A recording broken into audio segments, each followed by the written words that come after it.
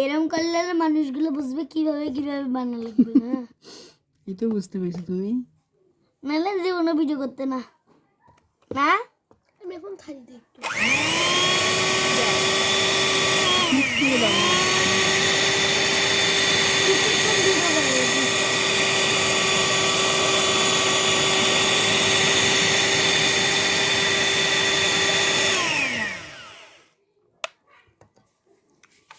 তাও দেখি বন্ধ হয়েছে। আমি দিছি এখন আমি হলো ধরে থাকবো। উপরে উঠা দেখি থিকনেসটা কিরকম হয় না।